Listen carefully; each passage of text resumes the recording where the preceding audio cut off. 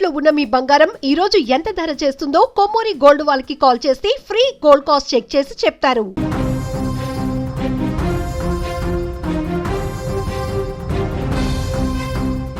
ఆంధ్రప్రదేశ్ రాజకీయాలలో ఎప్పుడూ హాట్ టాపిక్గా ఉండే పేరు తాడిపత్రి వీరుడు జేసీ ప్రభాకర్ రెడ్డి. ఎవరిని పడితే వారిని లెక్క చేయకుండా తనదైన శైలిలో విరుచుకుపడే ఆయన తాజాగా మాజీ ఎమ్మెల్యే కేతిరెడ్డి పెద్దారెడ్డి పైన మరోసారి అగ్గి మీద గుగ్గిలమయ్యారు. పార్టీకి పెద్దారెడ్డి వల్ల జరిగింది ఏంటంటూ ఘాటు విమర్శలు గుప్పించారు. అలాగే తాడిపత్రి రాజకీయాలంటేనే క్షణక్షణ ఉత్కంఠ. ఇక్కడ టీడీపీ నేత జేసీ ప్రభాకర్ రెడ్డికి వైసీపీ మాజీ ఎమ్మెల్యే కేతిరెడ్డి పెద్దారెడ్డికి మధ్య జరిగే పొలిటికల్ వార్ ఎప్పుడూ రగులుతూనే ఉంటుంది. తాజాగా మరొకసారి పెద్దారెడ్డి పైన తీవ్ర స్థాయిలో విరుచుకుపడ్డారు జేసీ ప్రభాకర్ రెడ్డి. వైసీపీకి కానీ ఆ పార్టీ అధినేత జగన్కు కానీ పెద్దారెడ్డి వల్ల ఎలాంటి ఉపయోగం లేదని తేల్చి చెప్పారు. అంతేకాదు ఆ పార్టీకి పెద్దారెడ్డి అసలు పనికిరాడంటూ ఘాటు వ్యాఖ్యలు చేశారు.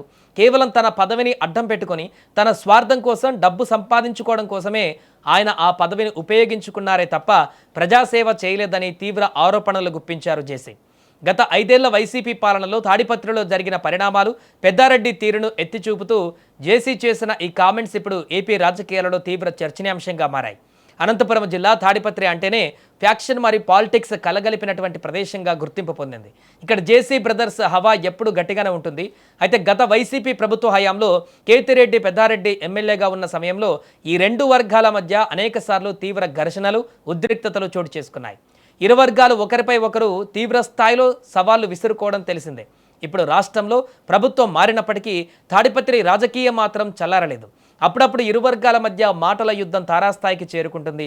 తాజాగా జేసీ ప్రభాకర్ రెడ్డి చేసిన వ్యాఖ్యలు కేతిరెడ్డి పెద్దారెడ్డిని రాజకీయంగా కార్నర్ చేసేలా ఉన్నాయని విశ్లేషకులు భావిస్తున్నారు. వైసీపీలో ఉన్న సీనియర్ నాయకులు కూడా పెద్దారెడ్డి తీరుపై లోలోపల మదనపడుతున్నారనే కోణంలో జేసీ సెటైర్లు పేల్చారు. పెద్దారెడ్డి మీ పార్టీకి పనికిరాడు జగన్ రెడ్డి అంటూ చేతులు జోడించి జేసీ రిక్వెస్ట్ చేశారు.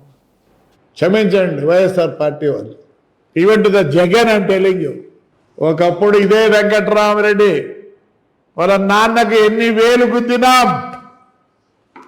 ఈరోజు నా భార్య ఓటు వేయలేని పరిస్థితి. ఎక్కడున్నారు ఇంకా? I very sorry, I feel sorry, I should have done. నా పెయిన్ మీకు ఎవరికి అర్థం కాదు. ఈరోజు కూడా చెప్తాను వైఎస్ఆర్ దయచేసి,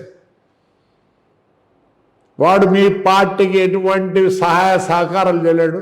బాగా సరే, ఎనీ పాలిటీషియన్ దే మేక్ మనీలే, I'm not least bothered about that.